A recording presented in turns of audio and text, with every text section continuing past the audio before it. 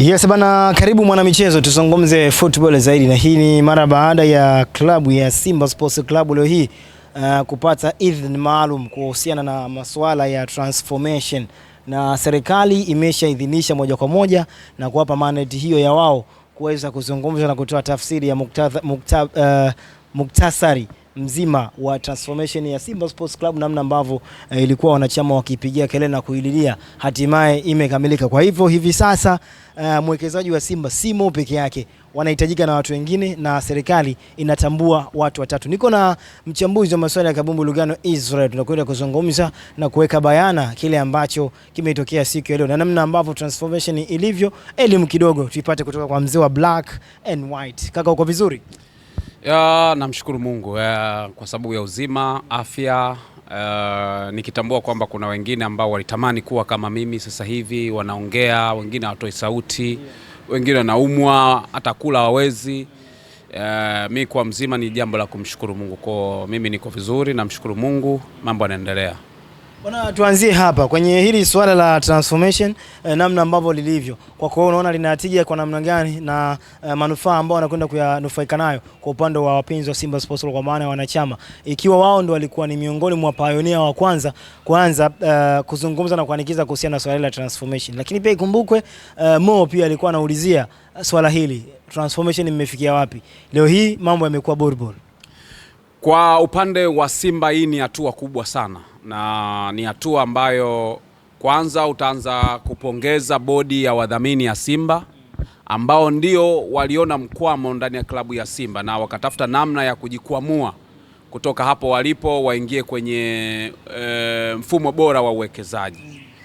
Na kumbuka mwaka 2005 mwezi wa kwanza waliandika barua kwenda kwa mwanasheria mkuu wa serikali wakitaka ushauri wa kuondokana na mkwamo huu ambao wako nao.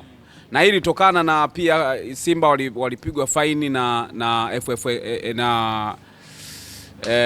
FCC kwa maana yani sehemu ambapo Simba walivyopigwa ile faini na FCC ndipo kaanza kutafakari kwamba kuna sehemu tumekwama, hatuko sawa. Maana FCC ni kama walienda kuwafumbua macho bodi ya wadhamini kwamba ndani ya Simba kuna mkwamo ambao huwezi kukwamka sasa hivi.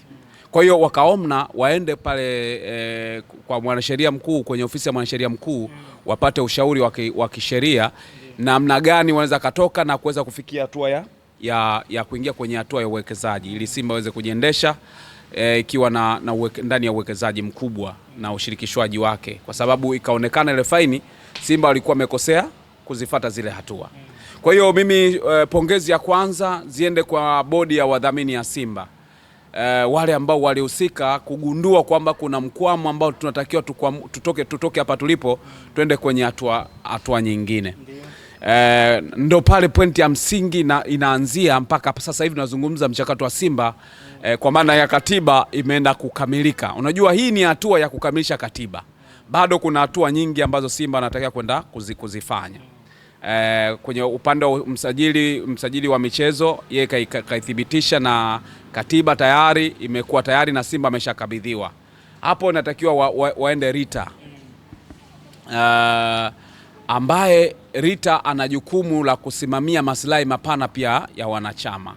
Kwa Rita akipitisha itabidi waende kwenye fair competition kwa maana ya FCC, ambao nao itabidi wakapitishe hii sheria kwa taratibu zao na kuweza kuingia kwenye mfumo sahihi. Kwa hiyo hii ni hatua ya mwanzo ukizungumzia kutoka kwenye kuisajili katiba. Kumbuka mwaka jana kulikuwa na kitu kinaitwa amendment ya katiba. Hii sio kwamba katiba imekuwa mpya. Kuna amendment, baadhi ya vifungo vya maboresho vya katiba ndivyo ambavyo vipelekwa kwa msajili. Na kumbuka wakati wanarekebisha hiyo katiba ilitoka ushauri kutoka kwa nani? Kwa mwanasheria mkuu.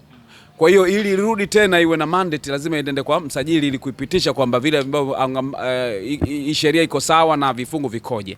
Na uzuri wake nadhani kabla ya kukabidhiwa Simba hiyo sheria nilimpigia mwanasheria mimi ni of course nani mwanasheria lakini msajili wa vyama pale BMT, nikaongea naye kuhusiana na process pengine kuna namna ambavyo hatua zimefikia, na je, huko mbele Simba anaweza kakwama. Mwanasheria alisema kwamba kwa hatua ambayo wamefikia Simba, yani hawatakwama FCC, hawatakwama Rita. Yani Simba kote huko ambako walikuwa nakwama mara kwanza ni kutokana na katiba ya mara kwanza ilikuwa na changamoto. Kwa maana sasa hivi Simba hawataenda kwenye mkwamo tena, wataenda sehemu ambapo wataenda kupata mseleleko. Maana yake wamerahisishiwa Simba, wakifika FCC wale ambao waliwapiga faini kwa kukosa taratibu, kutokufuata taratibu, kule hawatapigwa tena faini ya kutokufuata taratibu. Wakienda Rita, kule ambako Rita walikuwa waona hawatambui, wataenda kuwatambua. Kumbuka ile katiba ilivyokuwa imebadilishwa mwaka 2018 ilikuwa na makosa ya kiutendaji. Umeelewa? Viongozi ambao walikuwepo wa Simba madarakani, kina Veva, kina Kaburu, Geoffrey Nyange Kaburu, ambao walikuwa ndo viongozi. Aveva alikuwa president, si ndio? Au mwenyekiti, alikuwa mwenyekiti, na Geoffrey Nyange Kaburu alikuwa makamu mwenyekiti. Wote hao walikuwa wako kwa matatizo ya kisheria, walikuwa wako jela. Umeelewa? Akapewa try again kama mwenyekiti, ndiye aliyeidhinisha hii katiba na mifumo ambayo ilipelekea kuingia kwenye masuala ya uwekezaji. Umeelewa? Pale kwanza kosa linaanzia pale kwanza, wale ambao wamechaguliwa na wanachama wako matatani kwenye changamoto, ukamweka mtu ambaye alikuwa na kaimu nafasi ya mwenyekiti wa klabu ya Simba, alikuwa ni try again kipindi hicho, yeye ndo akaipitisha. Lilikuwa ni kosa moja kubwa sana ambalo wana Simba wenyewe walishindwa kulingamua kama ni kosa, lakini kwa sababu mapenzi mengi yalikuwa yanamlalia mwenyekiti, yalikuwa nalalia kwa upande wa mwekezaji. Umeelewa?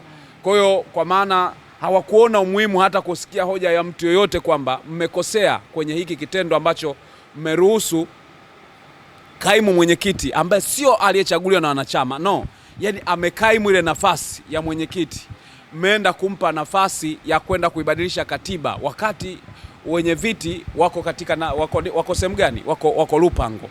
Kwa hiyo hilo lilikuwa ni kosa la kwanza. Kwa hiyo vitu vingi vikawa ni favor kwa nani? Kwa mwekezaji. Kuna sura ya kikatiba ikawa inanyonywa. Kwa Simba, pamoja na kwamba mwekezaji alikuwa ameshatoa mchango wake mkubwa, sawa, lakini walishindwa kusimama viongozi wa Simba kuisimamia taasisi ya Simba kwenye uhalisia wake, na kwamba hata katiba tunavyoitunga basi iwe na maslahi mapana nani ya Simba. Walishindwa kusimamia hiyo eneo. Si unanisoma? Kwa sasa kilichokwenda kutokea ulikuwa ni mkwamo wa muda mrefu, lakini ndo maana nikaanza kwa kuwapongeza bodi ya wadhamini ya Simba ambao waliona kwamba wao ndo wana majukumu ya kuondoa mkwamo. Unajua kwa nini? Wakati katiba inatengenezwa, bodi ya wadhamini wa Simba ni kama waliondolewa meno, walikuwa wana madhara. Umeelewa? Kumbuka kipindi cha nyuma kulikuwa na kama kina Hamisi Kilomoni, kina Bihindu marehemu ambaye ametangulia mbele za haki, Mungu amrehemu aliko, lakini walikuwa ni watu ambao walikuwa kwenye bodi ya wadhamini. Kilomoni akawa ameondolewa, wakaja watu wengine, lakini wale ambao tayari hawakuwa hawana tena nini, hawana ushawishi wa kukosoa haya ambao tunazungumza sasa hivi. Alishakosoa Hamisi Kilomoni, alisema mchakato wa uwekezaji haujakaa sawa, kuna shida 1 2 3, lakini hakuna mtu aliyemuelewa kwa sababu mahaba ya pesa ya mwekezaji ilikuwa ni kubwa kuliko maneno ya kukosoaji wa Hamisi Kilomoni. Sasa nini ambacho kimetokea? Walivyoenda kupeleka maombi yao, kwa maana bodi ya wadhamini kwenda kupitishwa kwenye katiba ya Simba, sawa, wao walipeleka kama maoni kwamba tunaomba ushauri wenu, mtusaidie nini ambacho tukifanye. Ofisi ya mwanasheria mkuu akatoa miongozo. Sasa miongozo ndo ambayo sasa ilikuwa inarudishwa kwa nani? Kwa msajili. Moja kati ya vitu ambavyo vilikuwa ni miongoni mwa hivyo vitu ilikuwa ni kuongezeka kwa idadi ya wawekezaji ndani ya Simba. Umeelewa? Yaani uwekezaji ndani ya vilabu vikubwa kwa muktadha wa Simba na Yanga ambavyo vina interest moja kwa moja ya watu wanaitwa public, kwa maana ya kundi kubwa la watu. inatakiwa waanzie 7. Sawa waanzie 7. Sasa kuanzia 7 tu pale Simba wanaenda kunufaika na uwekezaji mkubwa ambao unaenda kuweko na hawa wawekezaji. Kwa maana gani? Tuzungumzie kwa upande wa baadhi ya vitu vya vipengele vya muhimu zaidi kwa upande ambao vinagusa wanachama moja kwa moja. Kuna hiki kipengele ambacho tuliona wanachama juzi wakitoka hadharani wakihitaji Mo aondoke. Imekuja nafasi kwamba katiba mpya hivi sasa haimtambui Mo kama mwekezaji mkuu peke yake. Inatambua na watu wengine. Hili nalo afya yake ipoje kwenye kile ambacho watu walikuwa wanakipigia kelele kwa upande wa wanachama wa Simba? Hiyo ndo nilikuwa nazungumzia kwamba ni kitu ambacho kina afya. Unajua swala la uwekezaji, mfano Mo alikuwa anaweka bilioni 20. Umeelewa? Bilioni 20 hiyo ni ya mtu mmoja katika watu 7. 7 mara 20 ni ngapi? 7 mara 20 ni ngapi? Au 7 mara 2 ni ngapi? 14. Ni 140. Umeelewa?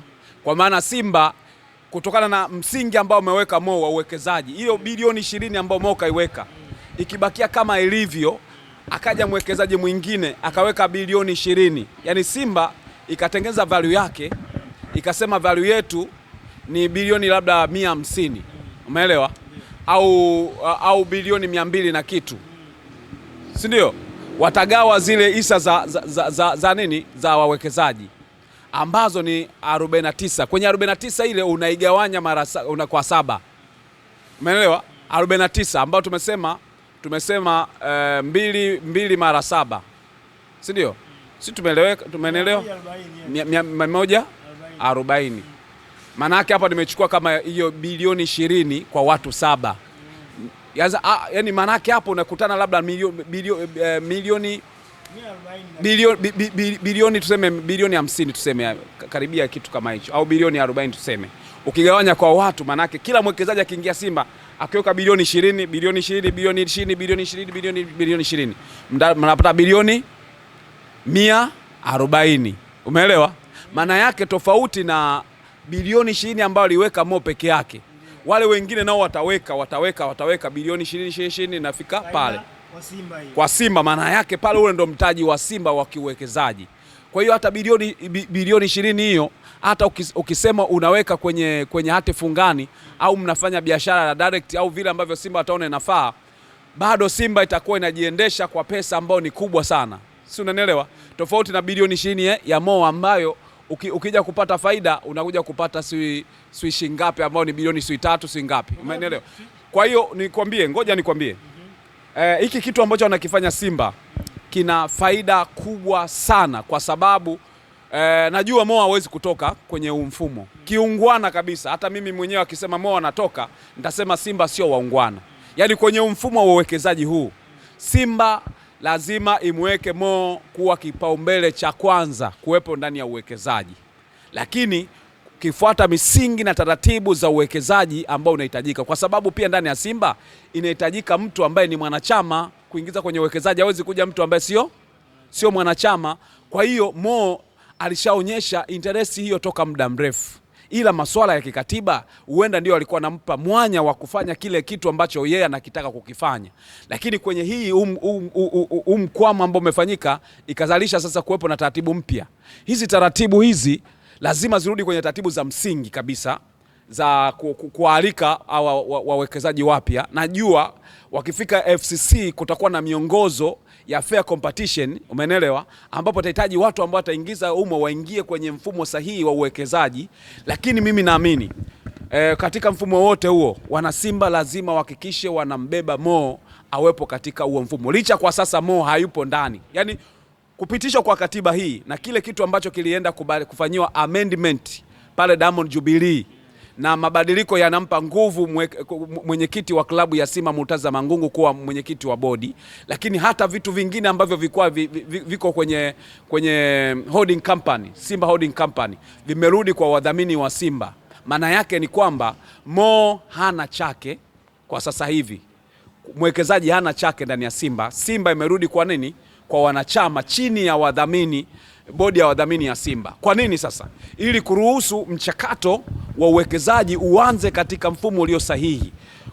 umetoka kwa msajili utaenda FCC, utatoka kwa msajili utaenda Lita, sawa, utaenda Lita alafu utaenda FCC. Ukitoka Lita, manake Lita wanatambua dhamini, manake anaenda kujisimika vizuri kuhusiana na Simba, mizizi ya Simba, haki ya wanachama na vitu kama hivyo. Lakini baadaye ukienda FCC, manake kule ndo kunaenda kwenye wanaita ushindani, sawa. Wanaita FCC ni chombo ambacho kinasimamia fair competition, yani ushindani ulio sawa, wa usawa. Kwa hiyo hapo ndipo ambapo anaweza kuonekana Mo yuko upande klabu ama yani itaonekana Mo yuko upande gani, maana yake kwa maana zile sheria na taratibu ambazo zitakuwa zimewekwa, yeye ataingia, lakini ana fungu lake bilioni 20 ambalo lipo. Kama litaingia kwenye kiwango cha bilioni 20, maana yake watu 7 wataenda kuiweka hiyo bilioni 20. Kwa hiyo in short ni kwamba kuna jambo zuri ambalo Simba anaenda kulifanya, na kwa sababu Simba ndio ambao walianza kufanya mchakato, waliukwamisha wenyewe kwenda kujikwamua, ndio ambao wataenda kutengeneza sura ya uwekezaji mzuri ambao unaenda kufanyika hapo baadaye. Pengine tumalize na hili la mwisho.